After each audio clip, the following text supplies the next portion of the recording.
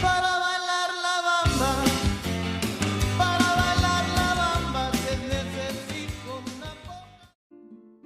The civil rights movement for Latino Americans is one of the most overlooked in the 1960s. However, today we will display Latino struggles, rights, movements, and protests starting from the 1960s and onward. At the start of the 1960s, Latino Americans immigrated into the United States from their homelands. Mexican Americans, especially, came to the U.S. at an extremely fast pace. Most of these people left their country due to living in poverty, government restrictions, and seeking more career and financial opportunities. The United States had wages that were 6 times higher than Mexico's and represented a land of opportunity for these Latinos in search for a better life. Once Latino Americans settled in the United States, they still faced detrimental struggles in their day-to-day life. It was very difficult for them to find jobs that would pay them enough money to support themselves and their families. Due to a lack of money, many Latinos were very poor and were trapped in impoverished areas with inadequate food. The hope of finding better opportunities kept Latinos motivated to achieve their ideal life in America. After living here for a while, some realized that the American dream was actually harder to achieve than they initially thought. When Latinos arrived in the United States, most settled in the southern states. Close proximity to the Mexican border allowed them to move and settle at a quick pace. Texas was home to many Latinos at the start of the 1960s. As the years passed by, more and more immigrants began migrating more northwest. California was becoming a very popular area for these Latinos to begin their new American lives. California had lots of opportunities for farming specifically. Most of the immigrants were farmers in their former homeland, so by moving to California, they were able to continue the same career they had before moving. De colores es el arco iris que vemos lucir, y por eso los grandes amores de muchos colores me gustan a mí. Y por eso los grandes amores de muchos colores me gustan a mí. Being from different countries, Latinos faced many challenges when it came to education. They often chose schools that had a large population of Latino Americans.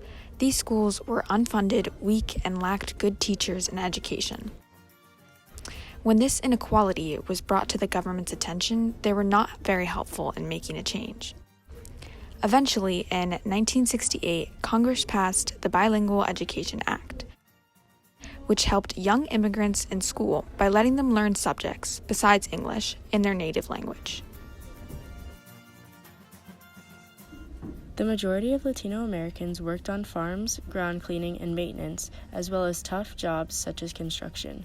Most jobs required little skill with low pay. Still, we see several Latino Americans with cleaning positions and undesired jobs. Since Cesar Chavez was born in 1937, he and his family struggled in their day-to-day lives. Growing up on a farm, Chavez learned how to maintain and operate a stable farm. When his family lost their farm during the Great Depression, Cesar Chavez took that opportunity to make a change.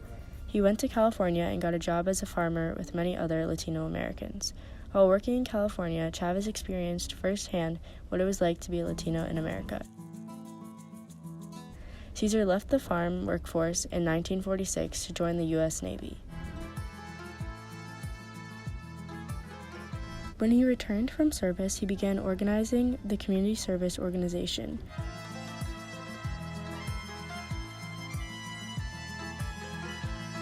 The CSO was a civil rights organization aimed to better the lives of Latino Americans. Cesar Chavez worked alongside Dolores Huerta to fight against the injustice they and those like them faced. We wanted them to start a pilot program to organize farm workers, but they voted us down. So then Cesar and I left that organization and we started the United Farm Workers. The two used the phrase "Si se puede," meaning yes we can, during all their protests. Si se puede was used to stand up against Arizona and their law against protesting. The phrase became so popular that even President Obama used it during his presidential campaign to show his support. Si se puede. Sí se puede. Latino Americans faced great struggles when trying to vote. Though they were technically citizens, their Latino heritage stood as an obstacle. Cesar Chavez, among others, was at the front line of advocating for Latino voting rights.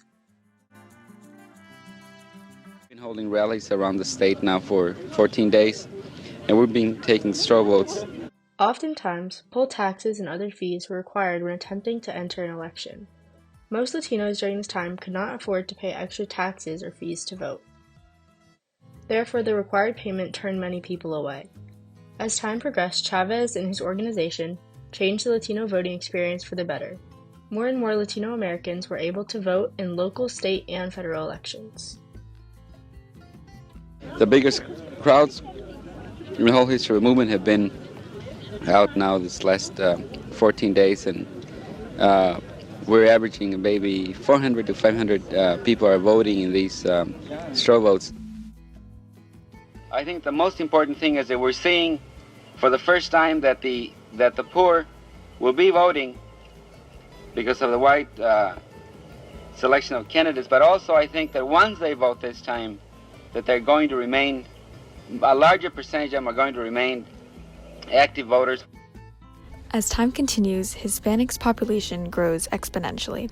The Latinos' 26% increase was faster than the nation's 8% growth rate. Today, Hispanics have positively influenced America with their music, art, literature, sports, science, and politics. To this day, stars such as Shakira and other artists are continuing their Latino legacy and spreading their culture throughout the American population. All in all, the lives of Latino Americans have greatly changed and improved over the past 60 years. From living in a new country to creating new lives, the Latino legacy has truly paved the way for future generations in the United States.